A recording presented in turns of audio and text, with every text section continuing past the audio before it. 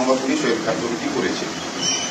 প্রথমের দিকে অ্যাকচুয়ালি যা অর্ডারটা ছিল পুলিশ কর্মীদেরকে নিয়েই কিন্তু এই ওয়েলফেয়ার কমিটি, কিন্তু বাস্তব ক্ষেত্রে কাজ করতে গিয়ে দেখা যায় যে আমরা পুলিশ বাদেও আমাদের পুলিশের কাজের সঙ্গে যারা যুক্ত তাদেরকে বাদ দিয়ে এই মুহূর্তে পশ্চিমবঙ্গ পুলিশ প্রশাসন বা কলকাতা পুলিশ প্রশাসনের কথা ভাবা যায় না। সেই দৃষ্টিভঙ্গিতে থেকে রাজ্যের মুখ্যমন্ত্রীর মৌখিক অনুমোদন ক্রমে পরবর্তী পর্যায়ে অন্যান্য সহায়ক পুলিশ কর্মীরাও আমাদের এই ওয়েলফেয়ার কমিটির অন্তর্ভুক্ত হয়েছে এবং প্রায় প্রথম বছর থেকেই একটু একটু করে পশ্চিমবঙ্গ পুলিশ ওয়েলফেয়ার কমিটি বিভিন্ন সরকারের কাছ থেকে যেমন বিভিন্ন দাবি দেওয়া সুবিধা অসুবিধা আদায়ের একটা চেষ্টা হয়েছে, অন্যান্য ক্ষেত্রে আমরা নিজেরা পুলিশ কর্মীরা আমরা নিজেদের কাছে দাঁড়ানোর বা অন্যান্য সামাজিক কাজ সরকারের বিভিন্ন প্রকল্পে দাঁড়ানোর আমরা চেষ্টা করেছি। সে বৃক্ষরোপণ হতে পারে, রক্তদান শিবির হতে পারে, স্বাস্থ্য শিবির হতে পারে, চক্ষু পরীক্ষা শিবির হতে পারে, বস্ত্র বিতরণ হতে পারে। প্রচন্ড গরমের সময় এবছর প্রায় আমরা 2.5 লক্ষ সাধারণ মানুষকে রাস্তার ধারে দাঁড়িয়ে পানীয় জল সরবরাহ করেছি। ঝাড়গ্রাম, মেদিনীপুর, বাঁকুড়া, পুরুলিয়া যেসব জায়গায় প্রচন্ড গরম, তো আমাদের আজকে বস্ত্র বিতরণ বলাটা খুব ভুল। মাত্র আমরা আমাদের পুলিশ কর্মীদের কিছু লোকের সহায়তায় আমরা কিছু আমাদের কাজের সঙ্গে যুক্ত কিছু মানুষকে আমরা সামান্য কিছু একটা দেওয়ার চেষ্টা করি। ওয়েলফেয়ার কমিটি 2020 সালের আগস্টে তৈরি হয়েছে, রাজ্যের মুখ্যমন্ত্রী তৈরি করেছেন। এটা একটা সরকারি প্ল্যাটফর্ম। আমরা এই ওয়েলফেয়ার কমিটিতে যারা আছে সবাই কিন্তু সরকারি লোক, যারা কমিটির বাইরে আছে তারাও কিন্তু সরকারি লোক। তো আমরা প্রথম বছর থেকে পুলিশ কর্মীদের ওয়েলফেয়ারের কথা যেমন আমরা ভেবেছি, পুলিশের কাজের সঙ্গে যুক্ত অন্যান্য কর্মচারী যারা আছে, সহায়ক পুলিশ কর্মী, কর্মবন্ধু, civic volunteer, village police, home guard, এরা যারা আছে এদের কথাও কিন্তু এই ওয়েলফেয়ার কমিটি ভাবছে, যেটা রাজ্যের মুখ্যমন্ত্রী চান যে টোটাল পুলিশ পরিবারটা বা সহযোগী পুলিশ পরিবার এরা সবাই ভালো থাকুক।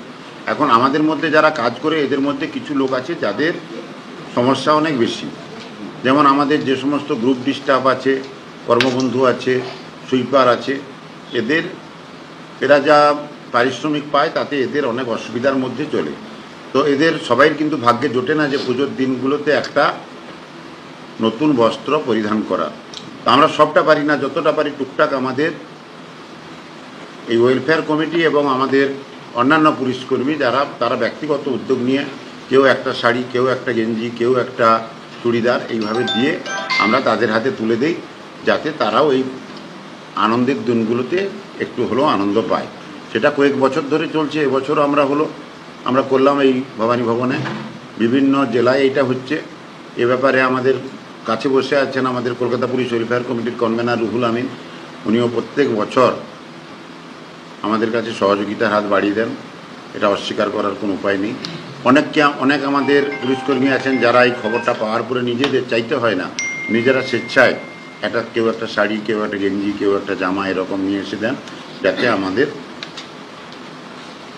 কর্মবন্ধু, সহযোগী পুলিশকর্মী বা যারা সুইপার আছেন, কন্ট্রাকচুয়াল বেসিসে কাজ করছেন, মাত্র 5,000 টাকা বেতন, তাদের হাতে তুলে দিই। এই হচ্ছে, এটা বিরাট কোনো প্রোগ্রাম নয়, আমাদের একদম সামান্য একটা প্রয়াস মাত্র। তবে আমি ব্যক্তিগতভাবে মনে করি এমন দিন আসুক যেদিনকে আমাদের অন্তত পুলিশের কাজের সঙ্গে যুক্ত কোনো মানুষকে বস্ত্র দান করতে না হয়। তারা যেন নিজের বস্ত্রটা নিজেরা কিনতে পারে, তার পরিবারের হাতে নিজেরা কিনে তুলে দিতে পারে, এটা আমি ব্যক্তিগতভাবে চাই। আমাদের প্রেরণাই একমাত্র আমাদের মুখ্যমন্ত্রী। এই কারণে আমাদের মুখ্যমন্ত্রী আমাদেরকে ওনার যে ভাবনা, ওনার যে চিন্তা, যে পুলিশ পরিবার, সমস্ত পুলিশ পরিবার, সেটা সিভিক হতে পারে, সেটা কর্মবন্ধু হতে পারে, সেটা হোমগার্ড হতে পারে, সেটা সমস্ত পুলিশ, তারা যে আছে তাদের সুখ, তাদের শান্তি, তাদেরকে ভালো করে রাখার জন্যই এই ওয়েলফেয়ার। ওনার প্রেরণা থেকে, আর আমাদের কোঅর্ডিনেটর শান্তনু সিনহা বিশ্বাস, ওনার প্রেরণা থেকেই আমরা এই কাজগুলো খুব সহজে করতে চাই। আমাদের উদ্দেশ্য একটাই, পুরো পুলিশ পরিবারকে এক জায়গায়, এক ছাতার তলায়, সবার দুঃখে, সবার কষ্টে তার পাশে দাঁড়ানো। আমাদের ওয়েলফেয়ার যেদিন থেকে হয়েছে দাদা বিজিত দা আমাদের বেঙ্গলের কনভেনার আছেন, ওনার আশীর্বাদ, ওনার ভালোবাসা, ওনার গাইডলাইনে কলকাতা পুলিশ আর পশ্চিমবঙ্গ পুলিশ আমরা একসঙ্গে চলতে চাই এবং আগামী দিনে সমস্ত পুলিশ কর্মচারী এবং তার যে সহযোগী পুলিশ কর্মচারী এবং গণবন্ধু যারা আছে তাদের পাশে আমরা আগামী দিনে এইভাবে দাঁড়াবো। বিগত দিনেও আমরা এইভাবে এই কাজগুলো করেছি, আগামী দিনেও সুন্দরভাবে এই কাজগুলো করব। আমাদের যতটা শক্তি, যতটা সামর্থ্য আছে সেটা নিয়ে মমতা ব্যানার্জির প্রেরণায় আমরা সমস্ত পুলিশ কর্মীর পাশে দাঁড়াবো। এটাই আমাদের একমাত্র প্রতিজ্ঞা। আর এই দুর্গাপুজোয় এই প্রতিজ্ঞা নিয়ে আমরা আগামী সারা বছর এগিয়ে চলব।